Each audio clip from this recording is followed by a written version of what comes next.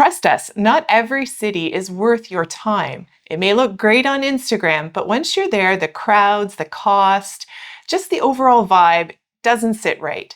Today, we're going to tell you about 5 cities that we've actually stayed in that we think are excellent options for slow travel. In fact, one of them was so great, we purchased property. But before getting into the list, one of the things that we always wanted to share is how much this is going to cost. Keep in mind, we stayed on those places and we will definitely share those costs with you.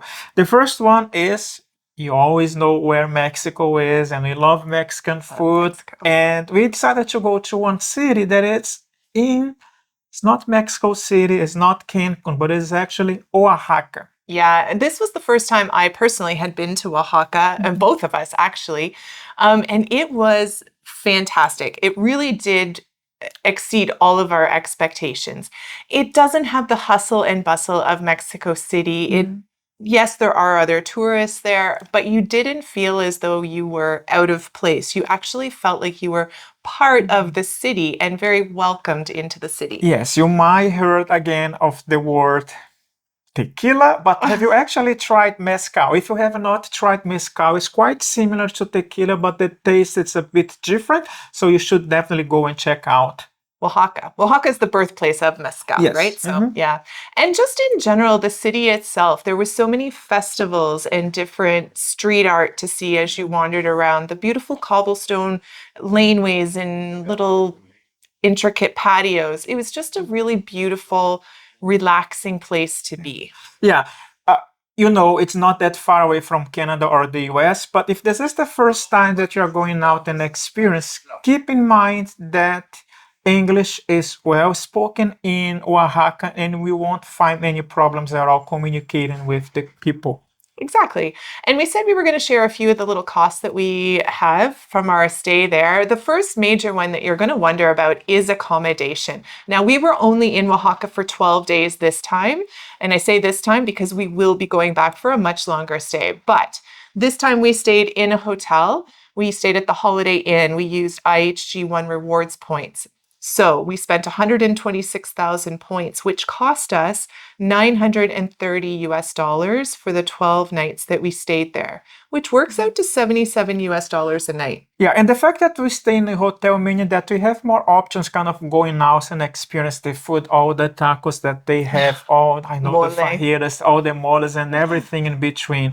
As a result, we end up spending quite a lot of time experience the Mexican cuisine, and for eating out, which is something that we always do, we end up spending, I don't have my glasses, I need to look at $370. $370. Which worked out to about $31 a day on food, which isn't bad. Our hotel did have free breakfast included in it. So this was basically lunch and dinner that we would have been eating out. Yeah. And that accommodation cost, obviously, as you stay in a place for a month, your accommodation costs will drop because the longer you stay, generally, the less you're going to pay. So, yes.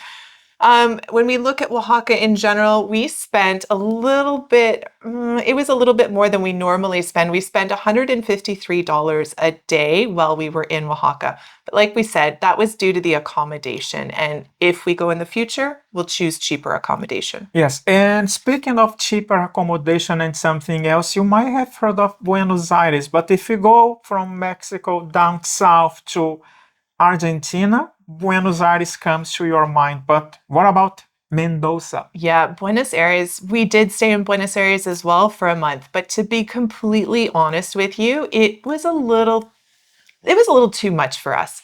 Yes. And we found Mendoza. Mendoza is on the opposite side of the country. It sits at the base of the Andes, and it is stunning. It's also wine country. Argentina is known for their Malbec wine, and Mendoza would be the perfect place for you to go and experience it. Yeah, and it's funny because by the time that we got to Mendoza, I don't know, with me, I always have a vibe of those locations. And as soon as we stepped into Mendoza, I told Christine, I feel that I'm going to like this city. And it was actually the case. Yeah, we loved Mendoza. And where did we stay? Well, we stayed in an Airbnb in Mendoza. We left that Airbnb the first day, about 2 hours into our time there. And that's when we both said, this city is amazing. The Airbnb, we were there for 15 nights. I believe. And we paid $448 for the 15 nights at the Airbnb, which was around 30 US dollars a night. And this is where you can see how much your accommodation can lower your cost as well, right? Yeah. We did mention the wine because to us, that was one of the big draws to Mendoza. And it's a place where you can actually, there was a store we used to go get our Argentinian wines from, and we got 3 bottles for 10 US dollars. So pretty affordable there. Yes, and there are also cities around Mendoza that you can go and explore the wine. And by the way, they have those wine buses, which basically picks you up at your location and drops you in different wineries around the region. So you don't have to worry. And please, by the way, don't go and drive. Take the bus, go out, get off, and experience the wine and come back. Maybe have a nap until you get your next location. Yeah, and Mendoza's such a great place just to stay in the city as well. It has a great downtown. It has a very friendly pedestrian kind of area that's lined with bars and restaurants. And it has a fantastic park. We spent a lot of time just in the park, walking around, hiking because it's that big. We took a picnic and just sat in the park a few times. It was really quite nice. And the green space really drew us to Mendoza as well. Yes. Would you come back? Oh, 100%. We're already starting to talk about when we'll go back to Mendoza in the future. So we mentioned a few of those prices. Overall, we were spending right around 124 US dollars a day when we were in Mendoza. We did eat out quite a bit. The prices of food in Argentina have gone up significantly. So, I mean, if we ate at the hotel or at the Airbnb a bit more, we probably could have reduced that as well. Yes, and you might have seen videos from Argentina, from Buenos Aires, maybe in 2023, 2024, where the prices were actually quite low compared to what we found in 2025. That's when actually we visit Buenos Aires and we also visit Mendoza. Yeah. The third city we want to tell you guys about is actually the city we're in right now, and that is Plovdiv, Bulgaria. I don't even know what to say. I think Bulgaria in general has far exceeded our expectations, but Plovdiv is, I don't know, this city has grabbed our hearts. It is really beautiful. It's peaceful. The people are fantastic. I say fantastic a lot, but it's true. I don't know. What do you think of Plovdiv?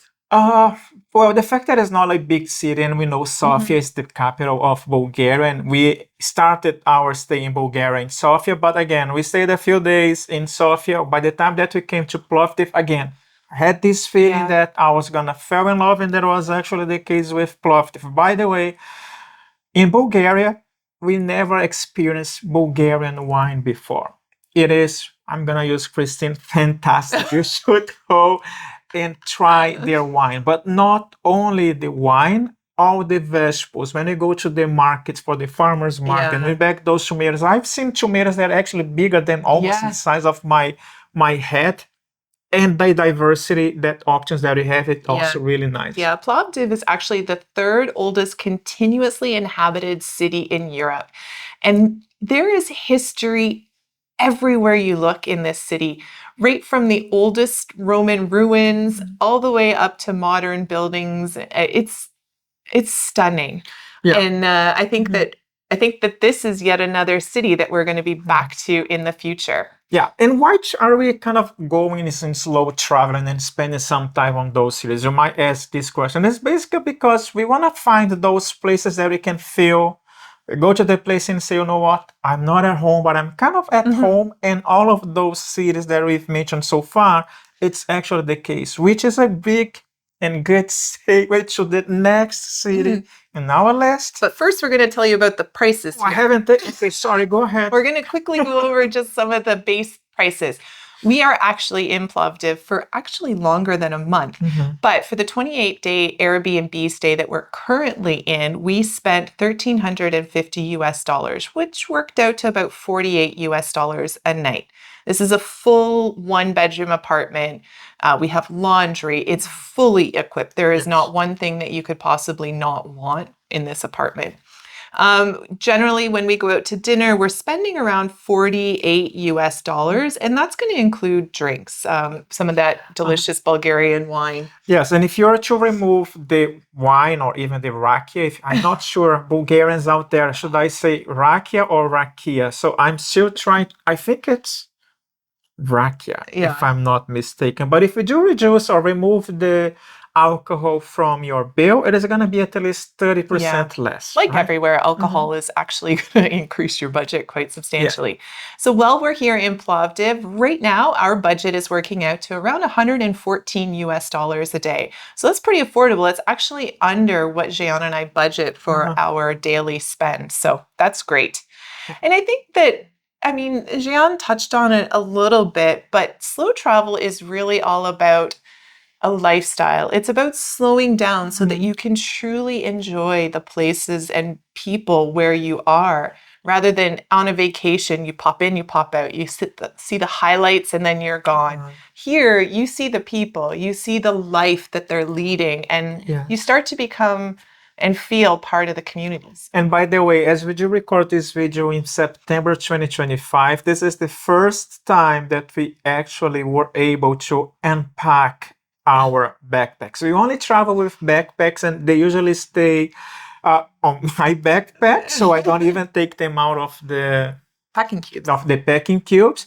This is the first time that we did, and then we do see the difference that it does make, right? So that's why we decided to stay longer, because of those factors that Christine mentioned, and it's just like another vibe. It's another I feel home here. Yeah, exactly. And speaking of home, at the beginning of the video, we talked about a location that we think you should all try for slow travel, to the point where we actually purchased a condo in this particular city. It's an investment, but we do have a condo there, and that is João Pessoa, Brazil. Yes, when you think Brazil, you're going to think about Rio or São Paulo. They are good cities, don't get me wrong, but again, lots of people living there. And when I say lots of people, if I do compare São Paulo, which the state of São Paulo, the number of inhabitants is actually higher than the number of inhabitants that we have in Canada.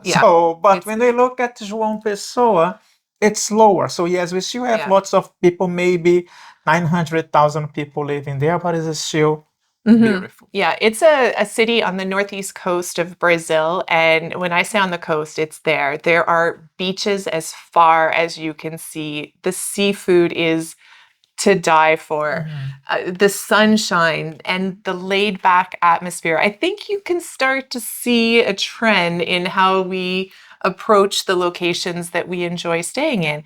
They aren't those huge capital cities. They're the smaller, more laid back areas, but they still have everything that you could potentially want. All of the different cuisines that you might crave as you're traveling. You know, shopping malls if you need to go buy something, markets for all of your fresh veggies. João Pessoa is that place. Yes, and by the way, from all of those cities that you have mentioned, so far English was well spoken. In João Pessoa, by the way, you might have a little bit more to force and use your Google Translate. The capital, João Pessoa, it's not at that stage yet. However, the last time that we were there, we could see the number of expats moving actually to João Pessoa and going to restaurants and seeing the menus actually in English. Which is the case here in Bulgaria, in Plovdiv, by the way, because it's kind of difficult for, at least for me, I don't know you. Oh yeah, we don't speak Bulgarian. We don't speak at all, but we can make our way around, and it's going to be the case in João Pessoa as well. Yeah, so just to give you guys an idea, now we do have a place when we're in João Pessoa, we do stay at our condo. But on average, if you were to go and spend a month in João Pessoa, you could rent an Airbnb for right around $1,000. And that would be just slightly off the beach, but in a really nice, safe location. You wouldn't have to worry about anything. Yep. And when we take into account all of our spending, when we're in João Pessoa, we spend right around $79 a day. So if you add in your accommodation cost into there, so even if it's another $30 a day, you're still at just over $100 a day to live and enjoy the most beautiful coastal city you could ever imagine. Yes, and I can guarantee. Okay, now we talked about Oaxaca, Mendoza. Mendoza, Mhm. Plovdiv, João Pessoa. Our fifth city, full transparency, we actually have never been there. Yes. However, we are so excited because we know in our heart of hearts that we are going to love this city. And we kind of want to walk through our planning process with you in regards to Chiang Mai, Yeah. Thailand. Chiang Mai, Thailand. We also want to get all of your tips and tricks. So make sure if you've been to Chiang Mai, let us know what you think we should do, where we should go in the comments down below. But these are our numbers that we're planning on for Chiang Mai. We have already booked our Airbnb. Yes. And we booked it for 22 nights for $973. So we're paying $44 a night to stay in Chiang Mai, Thailand. Yes, we also booked some of the experience that we wanted to have in Chiang Mai. One of them is the Lantern. food tour and the lantern festival. Somebody's birthday is actually in November, so it was not by mistake that we found Chiang Mai because of the lantern festival that it is going to be at the beginning of November, as well as friends that is going to be coming over and spending some time with us. So we're going to go in a food tour as well. Yeah, so we budgeted and have already paid $550 for our entertainment for the month. You may have also seen a theme throughout the course of the other cities that João and I love food. And so we've heard that the food in Chiang Mai is amazing. So even though we do have a kitchen in our place, we will do some cooking, obviously breakfasts and lunches, but I think we'll probably be eating out at least once a day. So for food, we are going to be budgeting $550. Yes. Sorry, the entertainment was $578. I made the wrong mistake. So $550 for food, $578 for entertainment, and $973 for accommodation. Yes, and it's funny because you might see, oh, but Thailand, the things that are less expensive, we don't need to wait that amount of money. You might be right, but it's difficult for us because we have never been there before. It's going to be our first time. Yeah, that's where you come in. Let us know if that's too much for food. If it is, fantastic. We can save some money.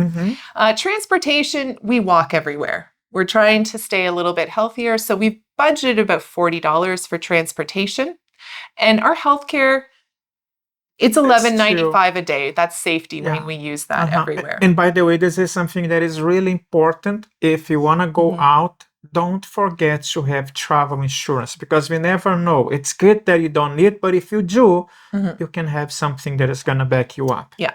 So when we add all of it together, we're looking to spend around $2,700 for 22 days in Chiang Mai, which may be a lot. We'll see. But this is our projected spend. So that works out to about $123 a day. I think a lot of that expense is coming from those two activities that we've already spent and paid for. Funny enough, the couple that we're meeting and doing these activities with is the same couple we spent the largest amount in Mexico with doing a hot air balloon over Teotihuacan. But it should be good. Let us know. Are these numbers realistic? Do you think we should add or remove anything? And any suggestions, put it all in the comments down below. And how did you come up with all of those numbers? There is a spreadsheet that you use. The link is available on the description of this video. Go and download and you can start planning your travels as well.